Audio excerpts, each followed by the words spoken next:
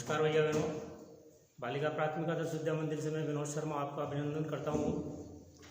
आज की अपनी क्लास में नैतिक गणित के बारे में जानकारी करेंगे। आपने पिछली कक्षा के अंदर एक अधिक, एक न्यून, एक अधिक पूर्वेण, एक अधिक न्यूनैन पूर्वेण इसके बारे में पढ़ा था। आज अपन इन्हीं का वापस एक बार दोहरान करते हैं। सबसे पहले एकाधिक का अर्थ इसमें अपने एक अधिक माना गया है, यानी एकाधिक का मतलब कोई भी संख्या हो उसका यदि अपना को एकाधिक करना हो तो उसमें एक को जोड़ दें अपन, तो वो कहलाता है एकाधिक। और ये जो एकाधिक का जो चिन्ह होता है वो होता है अपना ये बिंदु लगाना।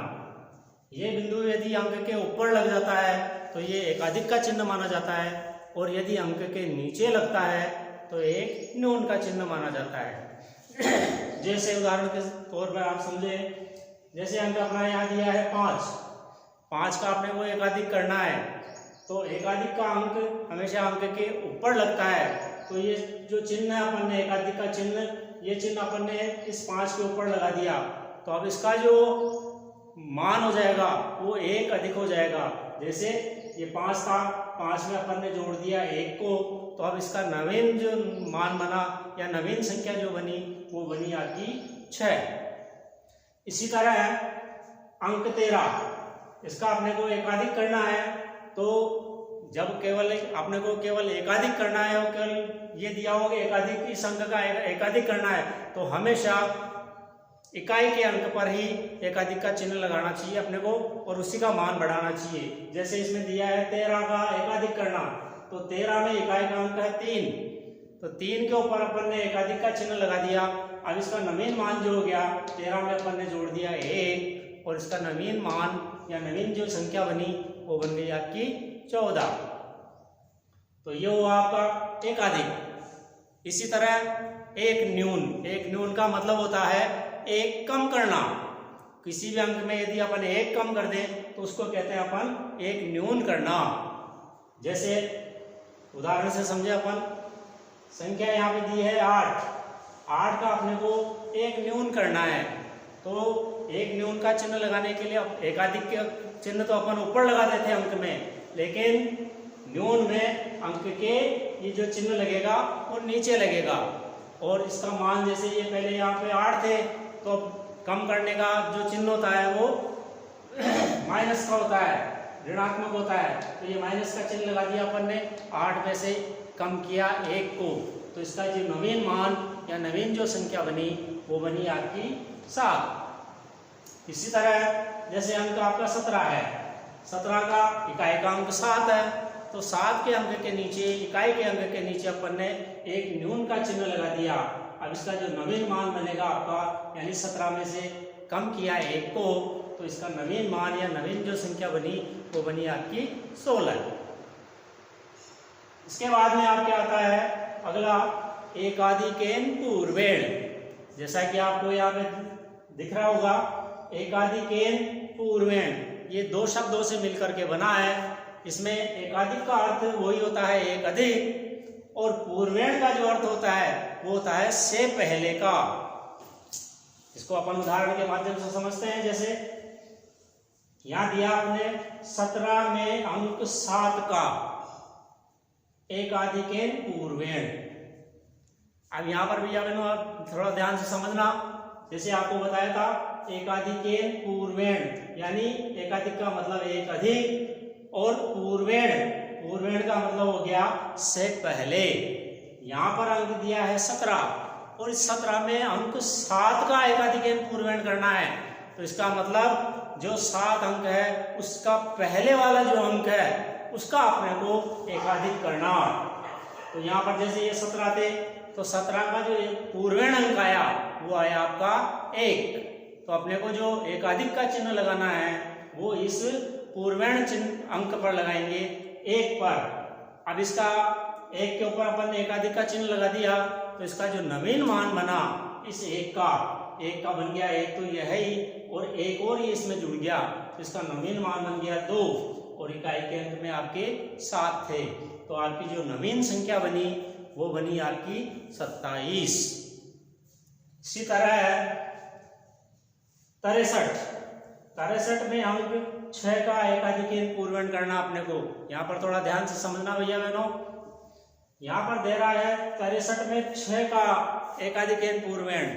अब एकाधिक पूर्वण का मतलब अंक 6 से पूर्व वाला अंक का अपने को एकाधिक करना है।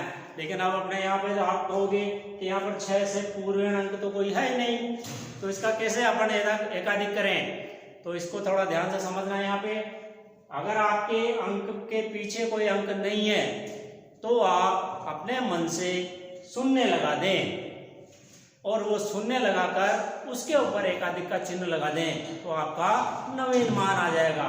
तो इसमें जैसे 63 में अंक 6 का एकाधिक पूर्वण करना है। 63 में 6 का अंक आता है दहाई का अंक। दहाई के पूर्वण अंक पर कोई भी अंक नहीं है तो आप अपने मन से शून्य लगा दें और इस शून्य के ऊपर एकाधिक का चिन्ह लगा दें। तो अब जो आपकी नवीन संख्या बनी, नवीन जो इसका मान बना, इस शून्य में 1 जुड़ गया तो इसका मान हो गया आपका 1 और दहाई का अंक 6 और इकाई का अंक 3। तो आपकी जो ये नवीन संख्या बनी या इसका जो नवीन मान बना वो बना आपका 163। इसी तरह अब आते हैं अपन एक न्यूनन पूर्वण। तो ये भी भैया दो अंकों से, दो शब्दों से मिलकर बना है। एक न्यूनन का मतलब आपको समझाया था पहले, एक कम करना, और पूर्वण का मतलब से पहले वाला अंक। इसको भी अपन उदाहरण के माध्यम से समझते हैं। जैसे यहाँ पे संख्या दी है आपकी 523। 523 में अंक 2 का, ये अंक 2 का अपने को एक न्यूनन करना है। एक न्यूनन का मतलब अपने को एक कम करना, और इसका एक न्यूनन किसका करना? इस अंक के पूर्वण अंक का।